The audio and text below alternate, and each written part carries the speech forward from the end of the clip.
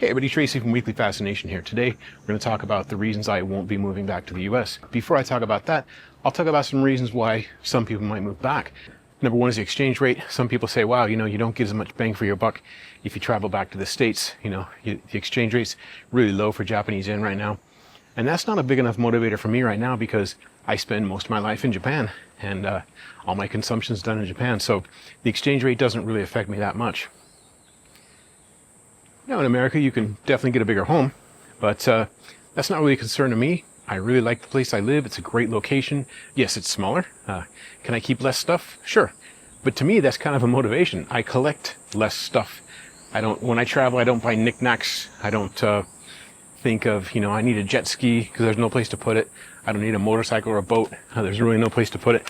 But all the stuff like the holiday decorations that people keep in their spare bedroom, I don't have those because, outside in Japan, they do such a good job of decorating the Christmas and, even Halloween, things like that. There's so many places in public that are decorated so nice that they do a much better job than I could do. And it's kind of nice to go enjoy those with friends. Now, I do miss sometimes driving through those really nice neighborhoods in the States where a lot of people have their homes decorated really nice, and that's nice to see. But I like the big, Roppongi Hills or Asubadai Hills displays they put on. So that kind of takes the place of that for me. Yes, there is the question of family. Do I miss my family? Absolutely. When birthdays and holidays comes up, weddings, funerals, things like that. Yeah, it's nice to be in town. A lot of my family's, concentrated in one state. So yeah, it's nice to be able to be there. But they don't come up that often anymore. And when something big does happen, I just go back and, do what's necessary, pay my respects or whatever, or enjoy the holidays and come back to Japan. But we do have holidays in Japan and I enjoy those. I've kind of got used to the flow of Japanese holidays with, New Year being the big one and seeing family, spending time with friends, reconnecting with people. So holidays are not a big enough driver for me. A lot of people mention the impending earthquake. When I first came in 1990, people were telling me, there's a big earthquake coming, the 70-year earthquake, and Japan is a couple years overdue.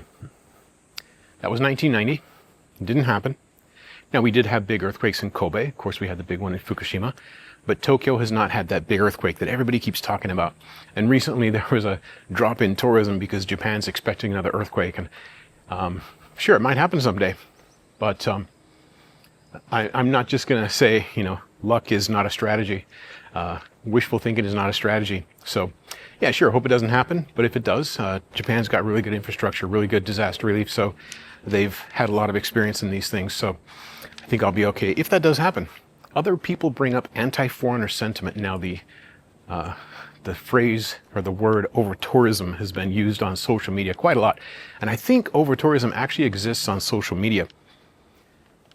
I've traveled around Japan before, during, and after the lockdown, and I find Japanese people to be, the hospitality is great, food is great, prices are good.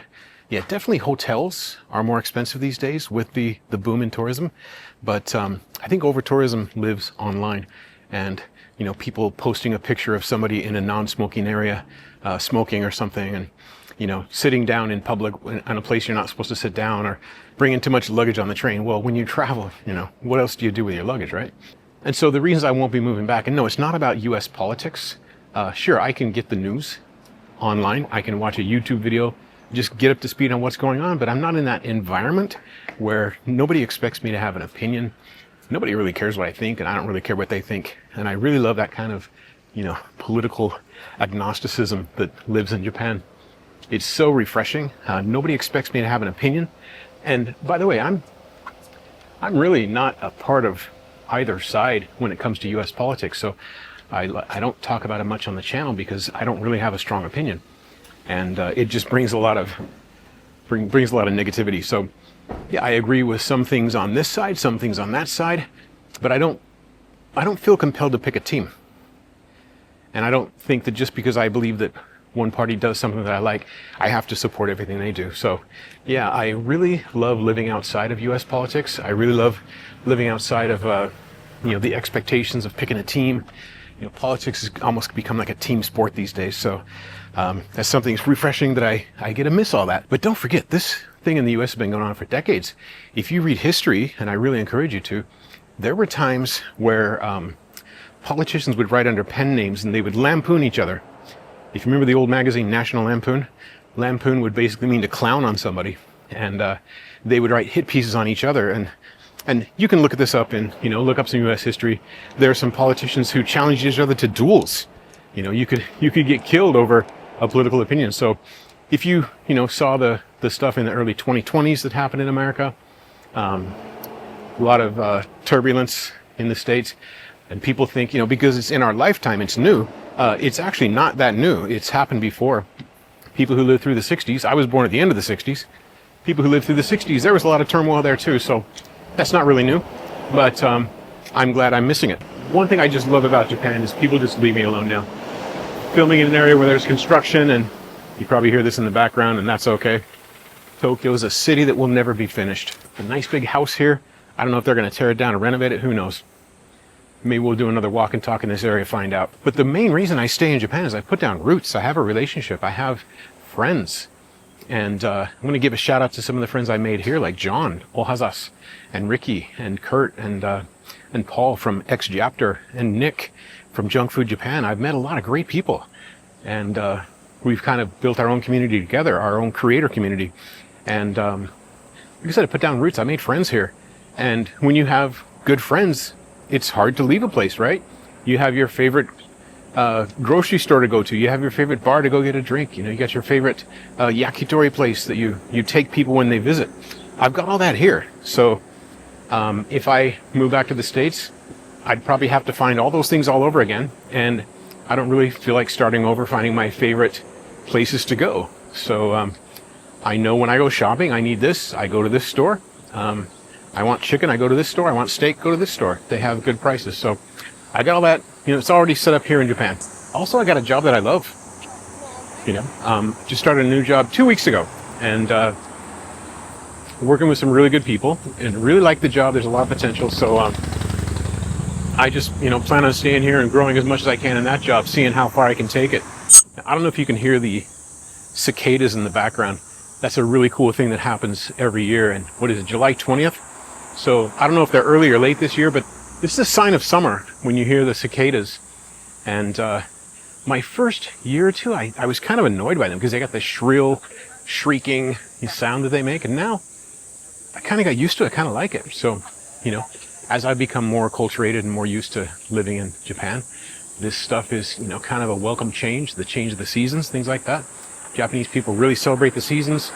You notice when you go into a store and the cabbage is more expensive this week, it must be out of season, right? So things change with the seasons. And this is not all of America. Rural America might be more like what I'm experiencing today, but I remember living in LA and you can get any fruit, 365 days a year. So I didn't really feel the seasons change. Of course, Southern California, you have nice weather all year long, so you don't really feel the four seasons. But I remember there was 1 week out of the year I had to use an air conditioner. So there's that. But Japan really changed with the seasons. The people changed with the seasons.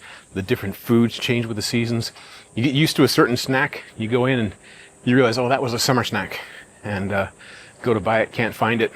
And that's just the way it is. So I really like the feeling of the passing of time that happens here in Tokyo. Another thing, like I said, I put down roots. I made friends here. I have a gym I love going to, and Nick is an awesome trainer. Just finished a class with him, and he sent me a message earlier. He said, we're walking on our hands this morning. I was like, are we? And sure enough, by the end of the class, I was doing a handstand, kind of, and did more push-ups than I ever thought that I'd be able to do in one day. I did them within an hour. So I love the gym I go to across in Nishi-Azubu. I don't think I'm doxing myself by saying that, but if you're there someday, you might see me there. So that's been a great journey. Still working on that video, by the way, to show the transformation that's happened over this year. People see me and they say, wow, what are you doing? And that really motivates me to keep going. So that's something I really love. And yes, could I find that in the States? Could I find a good CrossFit gym? Sure, could. Could find one, almost anywhere in the world. But the one particular one that I found, the people are so cool and the community is so great. what I'm getting out of it is just amazing. And so, and I'm just at the beginning of my journey. So that's, one reason I really like Tokyo. I put down roots here. Got my favorite gym to go to. So another reason to stay here. Another thing I really love about Japan is the traditions that they observe. They got different names for seasons of the year, and each region has its own little traditions too. So I made a video about the town of Kawazu, where they don't eat chicken during December because there was a local person that was helped by a bird. So they don't eat chicken or eggs during that time of the year. I think it's December. I'll have to... It's so funny, I made so many videos, I can't remember what videos I've made. Sometimes people ask me a question about a video I made, and I say, that was 200 videos ago. I don't really remember. So that's just how it is. And I really enjoy Japanese festivals. I really enjoy the Japanese architecture. I enjoy the lifestyle here. And gonna walk past it's kind of a newer house, but it's got a traditional roof to it, and nice wooden doors and things like that. I love the tiles they put on the roof. Just love the architecture, love the feel, and got a group of high school kids walking past, and they're always very lively and always got a lot to say. I actually have a lot to talk about. I'm not sure they got a lot to say, but that's one thing. Kids can be kids here, and I really like that about living in Japan. So life for me is very cozy. I have a small apartment, and I've talked about that before. And some people say, well, why don't you get a bigger place? I'm like, well, why would I? I love the place I live. It's very convenient. It's close to all the stores. I can walk to the gym in 15 minutes. I can go to a really nice coffee place in 10, 15 minutes. International supermarkets around me. And sure, I could find this anywhere in the world. If I lived in Copenhagen, I'd find my favorite place to go. I'm sure I would. And it would get cozy there. But I've really got settled into this lifestyle here. It's almost like a time warp. You wake up one day and it's 10 years later, you got some more gray hair. You're like, wow, where did all the time go? Wow. So it's just a cozy place for me to live. I've really adapted to life here. And I think if I moved to another country, I'd have to adapt to life there. And I don't feel like doing that. So here we are. First year, I missed my car. I had a Lexus in LA, and I love that car. Really nice car. Had all the, get up and go you need, all the acceleration and safety features and Bluetooth, so I could play music on play music off my phone on the stereo. And yeah, it was great. But, and I love the freedom that a car gives you. And I've driven in Japan too. It's nice to drive here. The infrastructure is great, but I haven't had a car in about 10 years. And after the first year, I didn't miss it. So, that's one reason that, I don't feel motivated to move back to the States, because I don't really miss driving. I don't miss traffic jams. I don't miss, that occasional road rage. Sure, you see a video on that and you think, oh, this must happen all the time. And it doesn't. It's just, it's pretty rare, and that's why it gets put on social media. So, but I don't miss driving that much anymore. I really, I talked about going to the gym. I think I've lost about 7 kilos this year. That's about 15 pounds. And one reason I can, at my age, one reason I can keep my weight down is I walk everywhere. And it's safe enough that you can walk everywhere. And it's just, I got used to walking. And sure, you got to buy more shoes more often, but and your clothes might wear out, my pants might wear out, but that's just it's cheaper than getting an oil change. A new pair of pants is cheaper than an oil change.